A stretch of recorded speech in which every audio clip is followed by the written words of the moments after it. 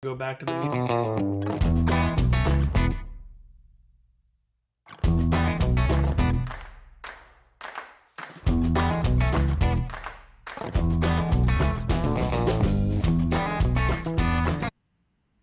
Rodney, we're actually live. All right, congratulations.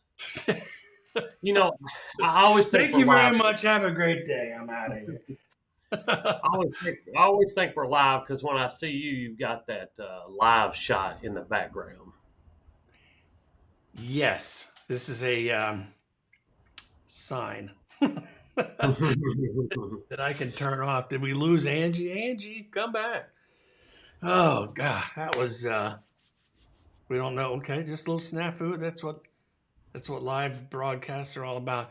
But I do have some good information, but we're going to start off like usual first. Rodney, how are you this week? You look good. Thank you.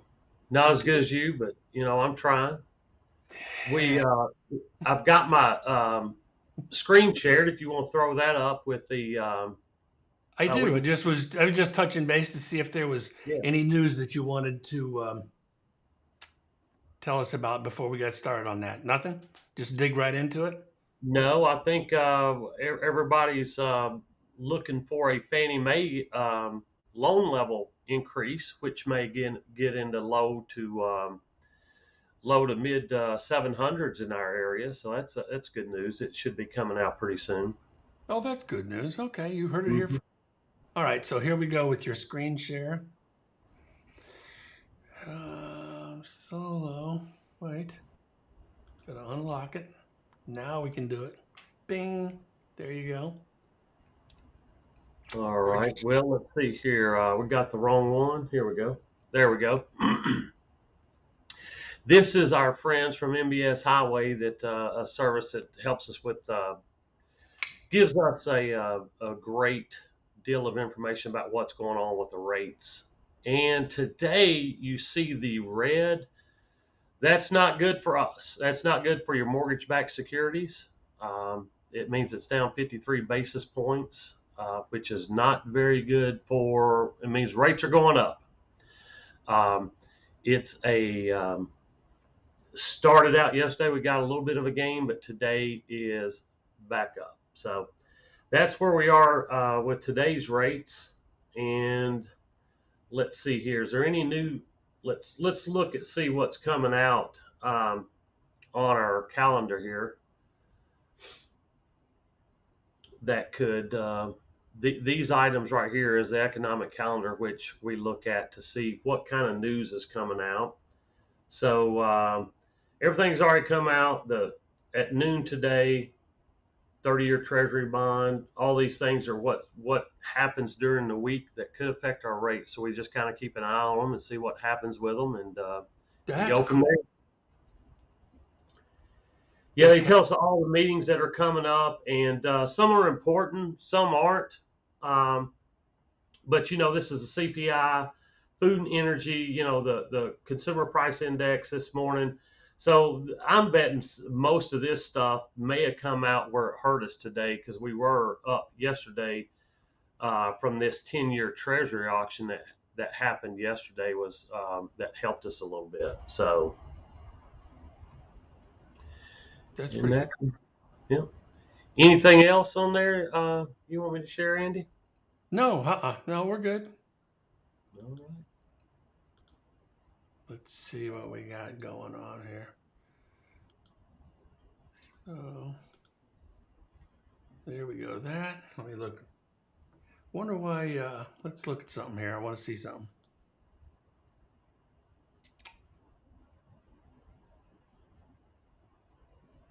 Just we're going crazy here today. What is going on? So I got that. Yeah. Add right. Here we go. All right, there it is. Well, here's what I'm going to lock that down so we don't mess around with that. That's really good. That's pretty cool to have that calendar of events, because that you keep track. I mean, like today, right? Inflation was up again, right? It's 8.3. That up, I think it's a relative term, certainly. But anyway, so here was my thoughts on today, and it was an article I saw, and I'm going to do a full-fledged video on this as well. But it really caught my attention, and what it is about tappable equity. I mean, you're familiar with that, right? I'm sure you are. I'm gonna do this. Yeah, I'm. Maybe you can help me with the full definition, but I'm assuming the tappable equity is just equity that a homeowner has at their fingertips to pull out, either through a refinance or a home equity line of credit or something like that, right? Yeah, tappable equity is that equity except for the 20% home value to keep collateral cushion for the lender. Does Okay. that make sense? And Yep. and but what the article is saying, and I got this from Black Knight, which if you're familiar with Black Knight, these are like heavy hitters, data miners to the max. And all of these, whether you hear it from Redfin, Zillow, Black Knight, these are just projections for anybody that's tuning in after the fact. These are just projections, but some of these guys are pretty good, and Black Knight in particular is highly respected. And so what I wanted to touch base with was, in the midst of all this change that we're going through real estate wise, home values, one of the main questions is, if you're a home seller, thinking about, let me try something here. I changed something, see if this works. If you're a home seller trying to decide if you should sell now or wait till next year because you don't know what's going on with the market, that's what we're going to be covering here. And what we're going to cover is the current state of the market in general. We can't go too deep on that because we've already burned up 20 minutes farting around. Oh God, I got demonetized. So, what's going on now. Then we're going to talk about that tappable equity and what that means, what's happening to it, what you can do with it. And that's where Rodney's going to help us with. You've got some flexibility with that. I want to learn about that because I'm like any other homeowner. I've got equity and where the market seems to be heading. So that's what I've got to focus on this thing with. Does that make sense? Is that okay? So let's do this. Bam. All right. So one of the couple of things I want to be able to point out was this. The first things first. If you're thinking about selling a house, here's the good news. You have more options to move than you did just a few months ago. Remember, the biggest concern a few months ago is, yeah, we could sell your house, piece of cake. But to find the next one was a challenge because they were being bid up in 12 minutes or there's just none available for what you wanted, right? Well, the market's changed so much that inventory is going up, new listings is going down, but because they're not selling as fast, inventory is collecting, it's gathering, it's gaining. So if you're thinking about selling, the good news is you've got more options. There's houses that you can choose that'll probably suit your needs. That's a good thing. So that's the first opportunity. The second one is that if you're as the seller, the number of houses on the market is still low. Like I said, recently they had numbers come out.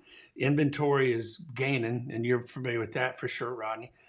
But the new listings coming out, because it's partially seasonal and we're beyond the pandemic chaos, and that changed all the rules a couple of years ago, even last year. That the listings are the new listings coming on the market, that's slowing down, which isn't that odd. Those are slowing down, but inventory is going up, which is telling you how slow, relatively speaking, houses are selling.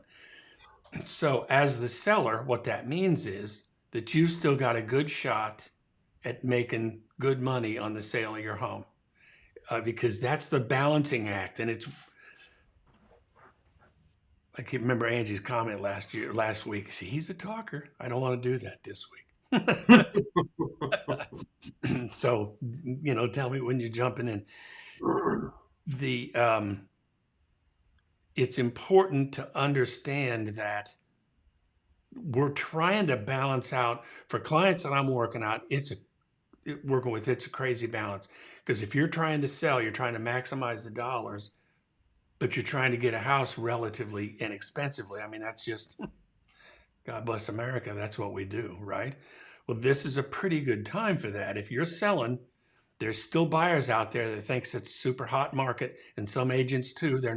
They just they're not fully aware that the market's changed. So you're going to have a better chance of selling your place because there's not a lot of houses on the market, and you could get somebody that's willing to pay a little more than maybe is going to happen in a couple of months, which is I'm going to get there in a second. And the third point about your ability to sell, if you're a seller, is that you've got some cush, you've got some equity built in.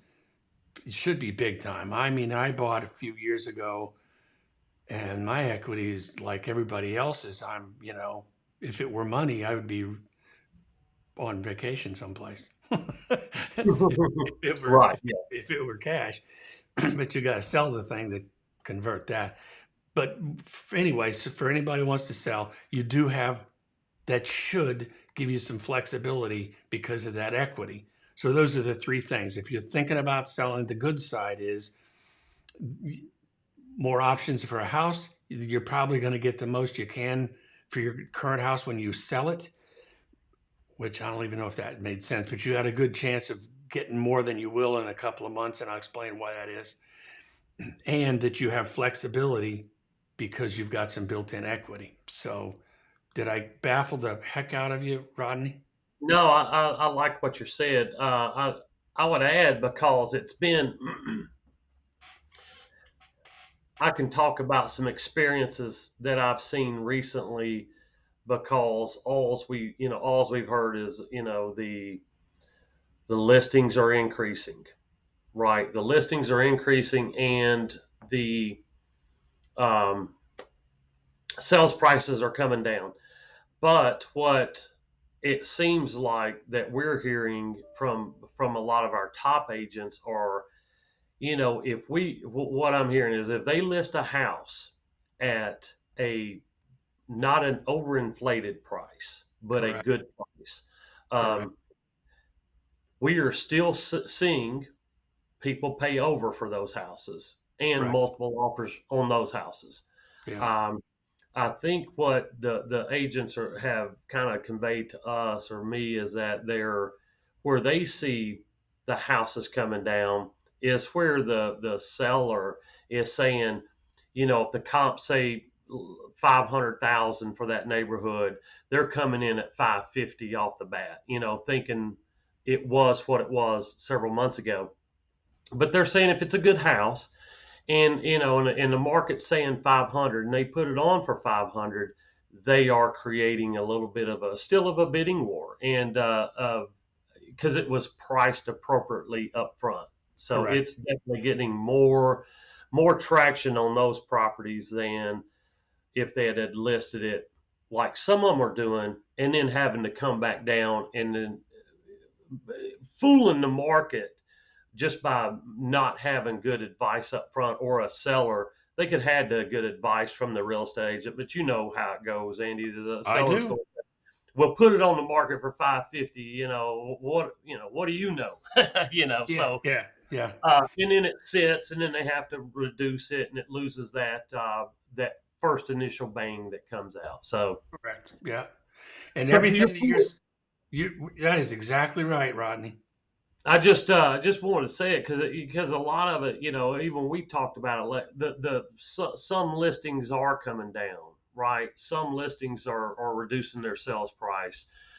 Some people are negotiating, and all that stuff's happening. But the ones who are pricing it right seem to be, um, still not a frenzy by any stretch of the imagination. But they're getting max dollars for their sellers. Yes. And I would dovetail onto that. That's really good stuff. And you're absolutely 100% correct that agents that are pricing properly are the ones that are winning the deals. But when you're doing comps and the good agents, they know this, you can only go back a week, maybe 2 weeks, if that. I mean, to project what a price is today. Where if you go back 30 days or 60 days is ridiculous.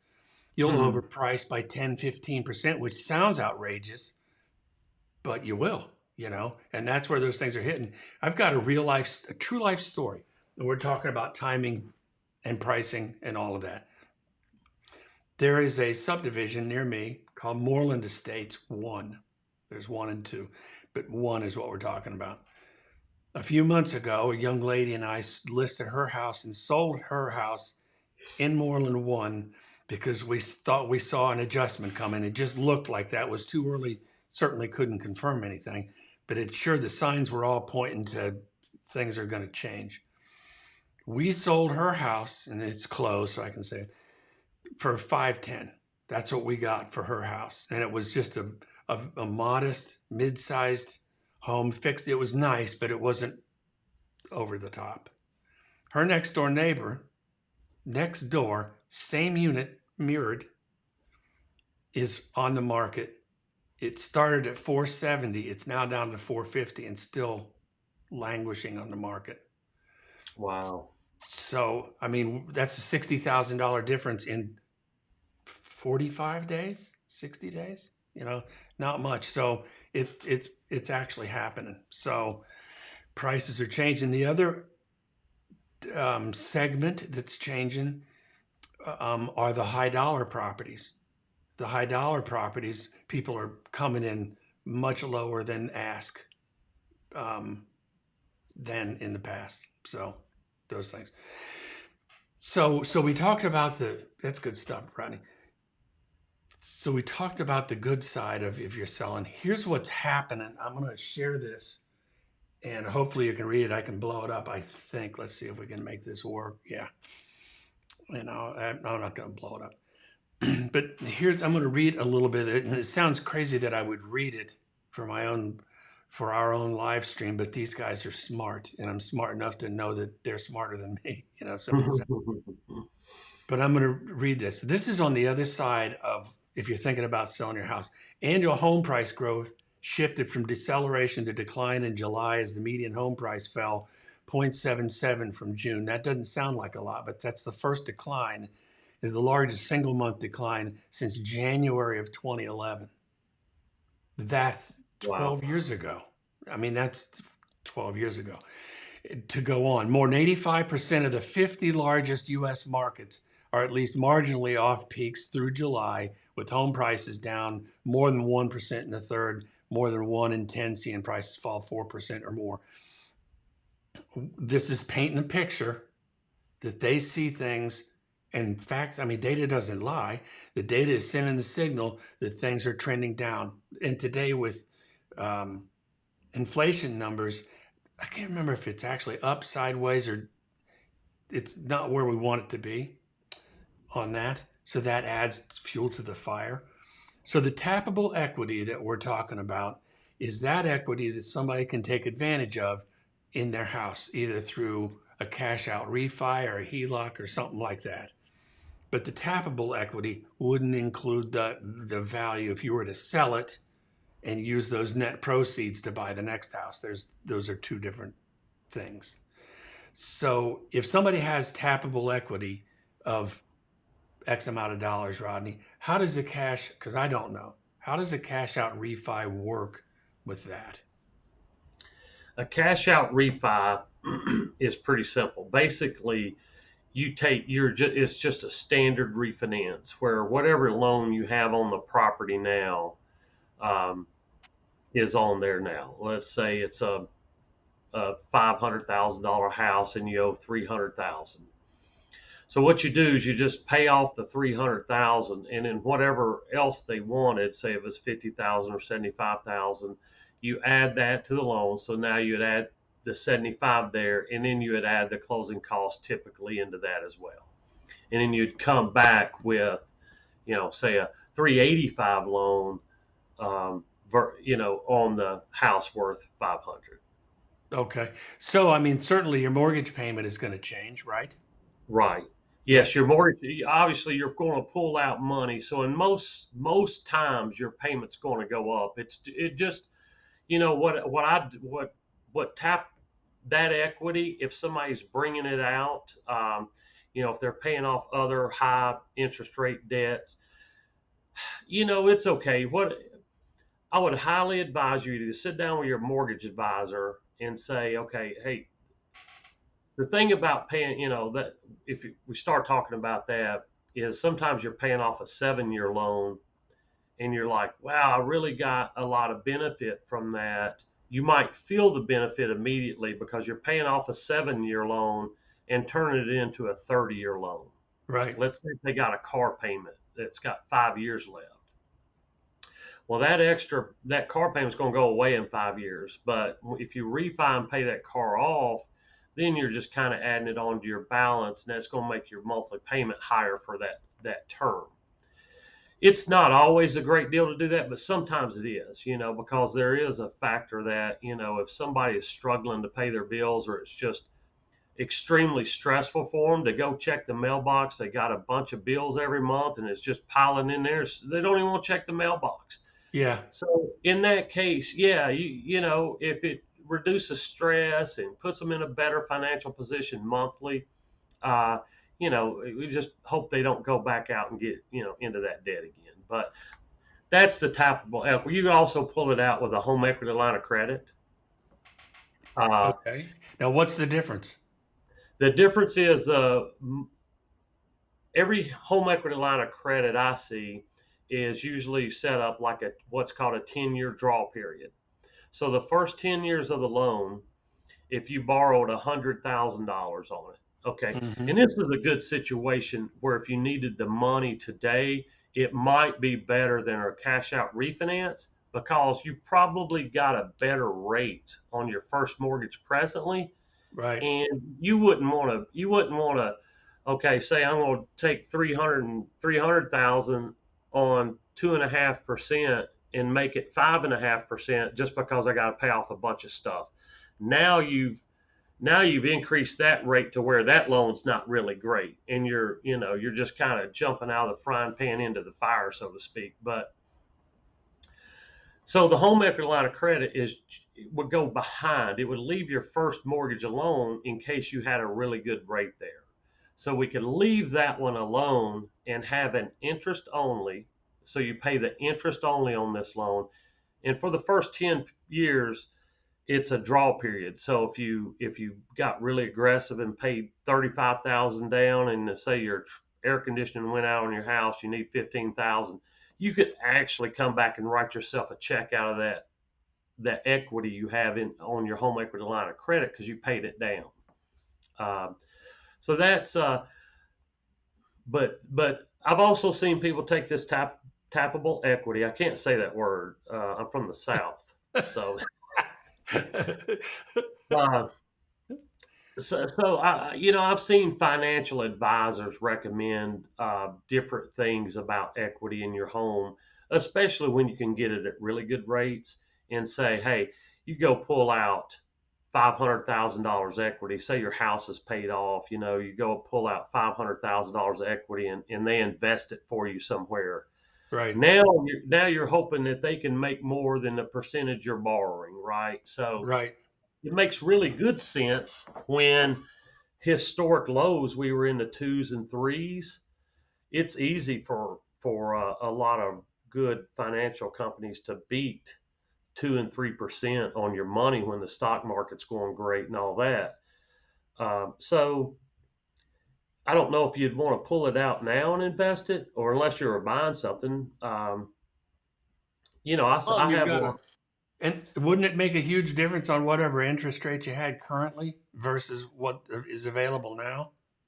Yeah, it does. But let's say I have investors Okay. that let's say a good property comes up in Florida that one of them wants, and they have a lot of equity, tappable equity in their home, and they may not, current job situation where they're not making a whole lot of or excess money where they could have a down payment for a house.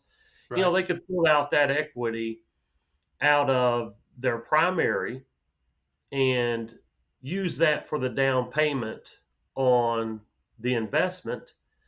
And as long as the investment's done right, where it's cash flowing or making money, it could that could be a great investment for you for that. Even with the high rates of today. Got it. Now, it's obviously not the best situation. If you had the cash or you had it available at a cheaper price, that would be good. But Hmm. if you buy a house today, and I know we're sitting here talking about values going down, but when I think of property, I think long term, Andy. If I buy this property in Florida, I'm not worried about what it does in 6 months. I'm more thinking about, hey, what's it going to look like in 10 years? You Right. know, if I buy it for 500 today, is it going to be worth 650 in 10 years? Well, it's probably going to be worth more than 500, is what Hmm. I would be hoping. But Right. it's that's kind of how I look at it. It's like, is your tappable, is that how you're going to use it? Does it make sense? So I'd always get with a mortgage advisor or a good or your financial planner.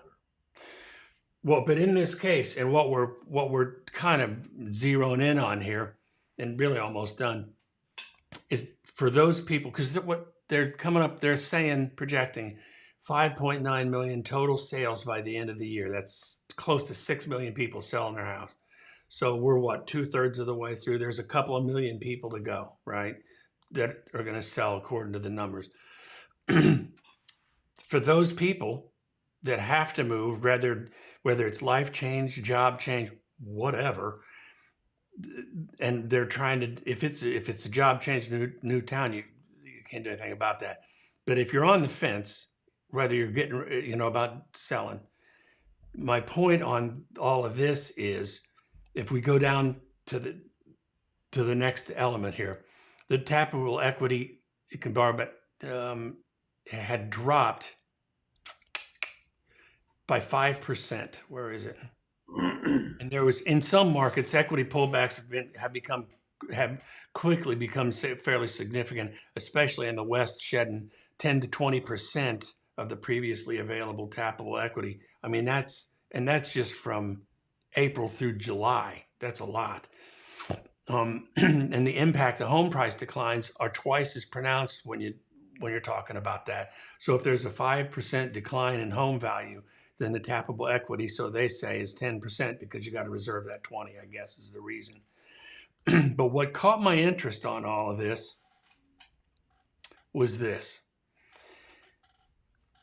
It's, again, on this live stream, we're not, whether if you're watching this after the fact, which clearly that'd be the case, we're not trying to sell you anything. We're not trying to tell you that it's the best time to buy or sell. That's up to you and your particular situation, period. We're not trying to gloss things over. Um, we're just not. You make up your own mind, clearly. But we have no ulterior motive, is what I'm getting at. But there are people who will say that home prices are up 14% year over year from last year, which is true. But this is what caught my attention. And that's what caught this author's attention too.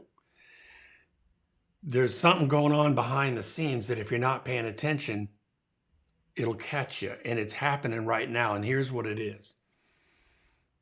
The cooling has indicated our home price data for several months now, and at an increasing pace. In January, prices were rising 28 times their normal monthly rate,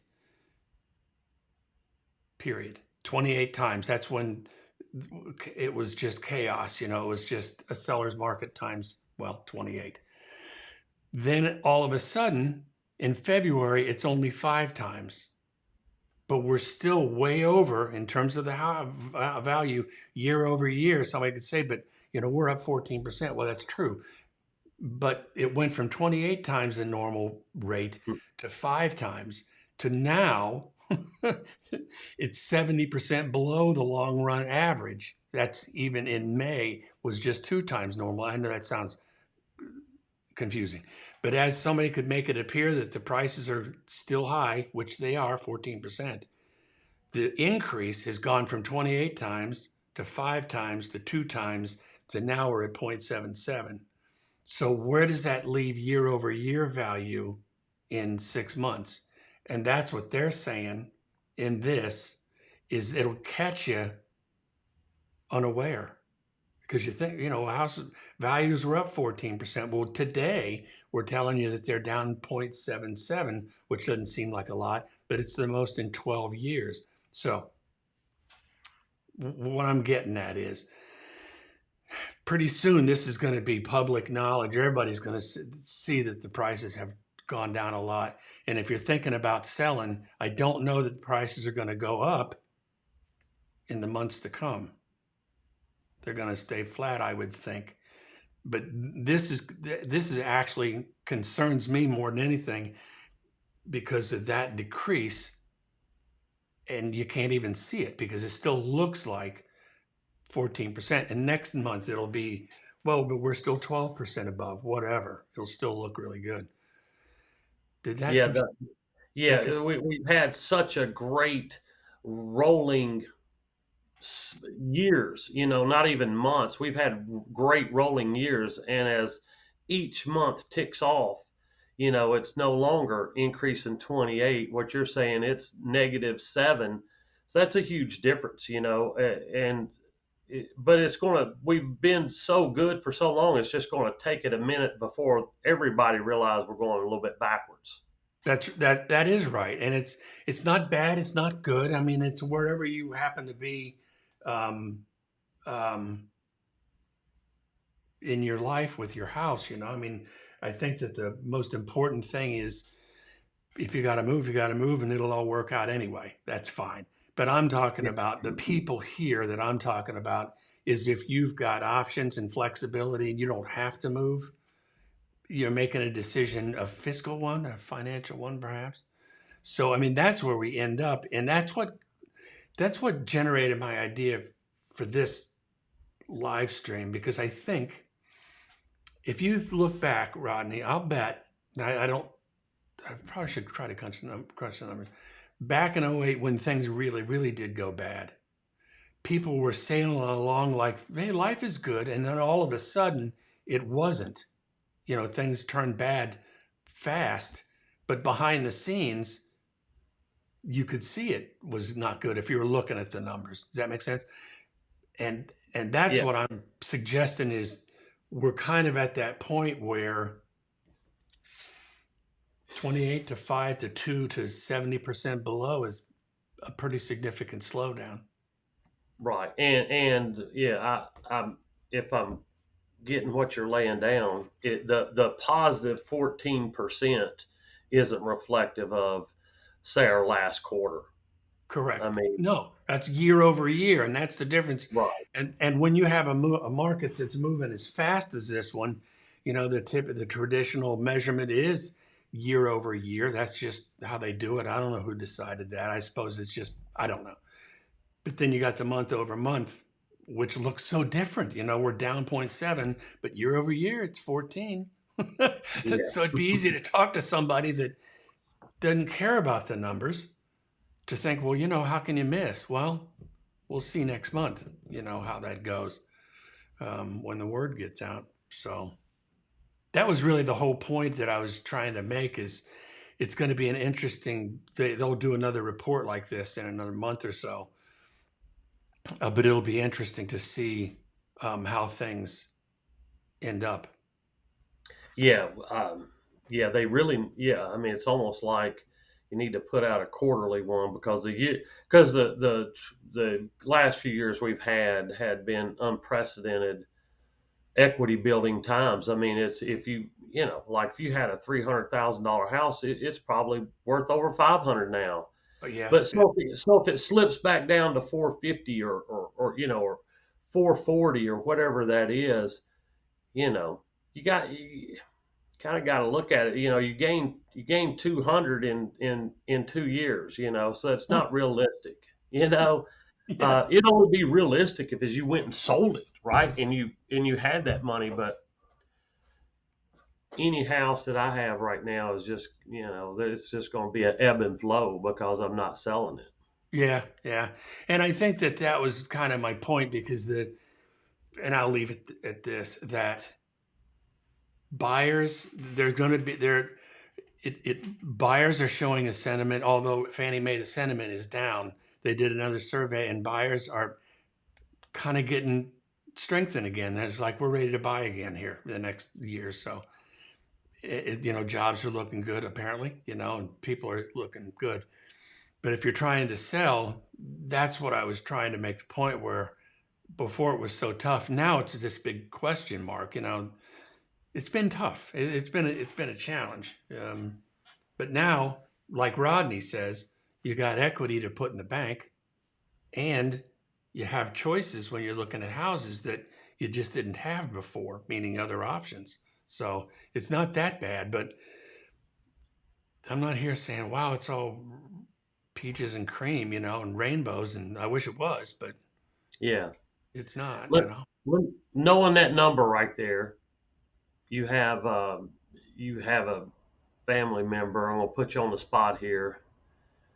That comes to you and says, "Andy, I think I'm ready to buy. What do you Yeah. think I should do?" My question to that is this. How's your job? Do you like your work? Do you like what you do for a living? Have you been pre-approved, not just pre-qualified, but have you been pre-approved? Do you know what you want in a house? Is this what you're asking me? Well, is it was would you say right now is the time Oh, to buy, would you? or you think you should wait? You say you. I think we Yeah. can get this same house cheaper in 6 months.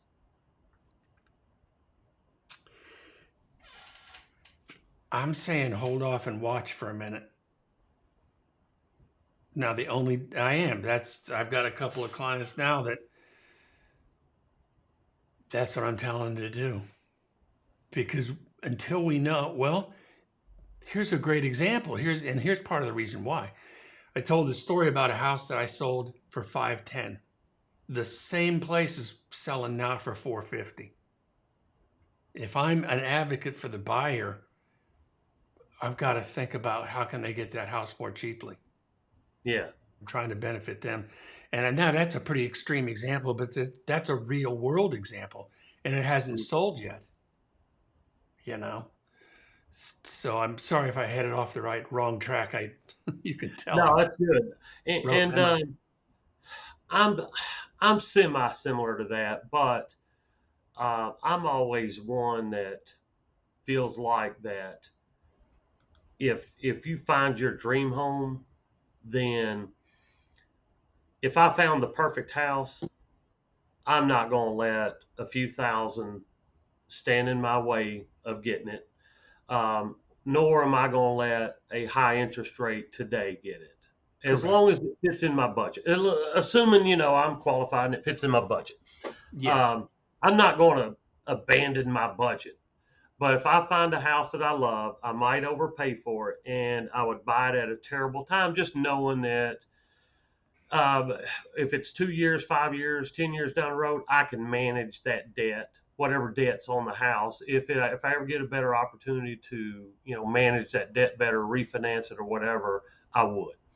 Um, that way, and then obviously there's all these people situations where they're having to buy, but I'm kind of holding off. I'm waiting to see what another state does because I'm thinking about I would like for prices to go down in a certain area I want to have a house in, and I'm Hmm. waiting. So I wouldn't wait on my primary, Right. but I'm waiting on either, like I say, a home or investment. So I agree with you 100% because the only rule that would usurp or that would overtake the things that I was talking about being cautious is if you find your dream home, this is honest to God, this is the one. This is the one I've been looking for. Do what it takes. Just buy the house. That's always been my theory because finding your actual dream home is kind of a rare thing. It's almost always going to be a compromise. That's not new. But yeah, then, right. but there is that dream home that you go, I'm in love Yeah, for real. yeah. I mean, it has the features that you want as a homeowner. So yeah, Yeah, I mean, I get yeah. it. and I would blow out everything that I'd said before. But I agree on that, and that's always been my. And I tell my people that if your dream home pops up, we're just going to buy it. So, Yeah, but you've other got than that, I want to test the market, and the stuff that's happening makes me curious. So anyway, what a yeah. weird day. Well, yeah, and a weird market. Like I said, you have that your example at 500, and I have people that's that had multiple offers and stuff like that. So it's yeah, it's just crazy market right now. Yeah, it is. It is. So did we're about out of time. So did anything else you have to add for us today? I'm good, man. I'm good. Nice job. I like that tappable equity thing. It's that's a good topic. I've had a lot of questions about, but people's just curious, like all the time asking me about that. That's I'm glad you brought it up. Well, I mean, you're worth X amount, and then all of a sudden next month it's a different amount, and who doesn't want to stay on top of that? So anyway, listen, everybody, thank you very much, and sorry for the snafu in the beginning. We'll Rodney will get his computer stuff live. fixed. So we'll just see you next Tuesday, Rodney. Thank you very much. All right, my man. Thank you. See you. Yep. Bye. Bye, everybody.